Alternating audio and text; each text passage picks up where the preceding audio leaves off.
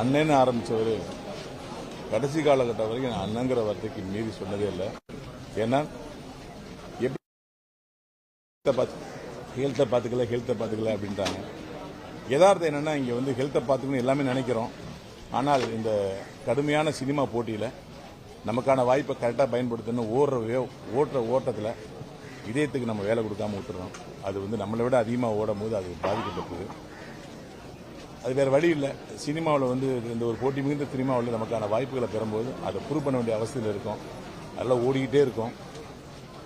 கொஞ்ச நேரத்துக்கு முன்னாடி சீமான் சொன்னாங்க வந்து பட்டுக்கோட்டை சுந்தரம் அவர்கள், பட்டுக்கோட்டை கல்யாண சுந்தரம் அவர்கள்லாம் சின்ன வயசுலேயே இருந்தது நமக்கு எவ்வளோ பெரிய இழப்பு, படைப்பு இழப்பு அப்படின்னாங்க. அது தவிர்க்க முடியாத ஆயிடுது. இதுதான் உண்மை.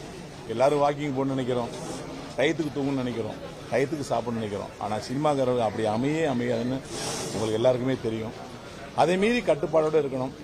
இதுக்கெல்லாம் மேலே ஒரு சினிமாவில் ஒரு கவலை எல்லாத்துக்குமே தொத்திக்கிட்டு இருக்கோம். நம்ம இப்போ வந்தமே இன்னும் முன்னுக்கு வரலையே, அவன் இப்போதானே வந்தான் முன்னுக்கு வந்துட்டான்.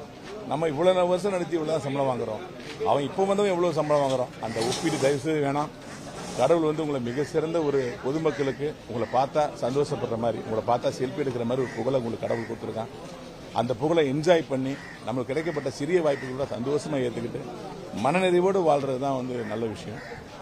இந்த நேரத்தில் சினிமாவில் எவ்வளோ கூட நடிச்சிருக்கேன். ஆனால் ரோபோசங்கர் மாதிரி ஒரு சகோதர உணர்வோடு நடிக்கிறதுக்கான ஆட்கள் ரொம்ப கம்மி.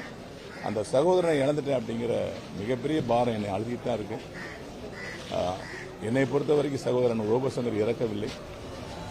அவர் தமிழ் சினிமா உள்ளவரை ரசிக்கப்படுவார், நினைக்கப்படுவார், என்றுமே வாழ்வார். நன்றி.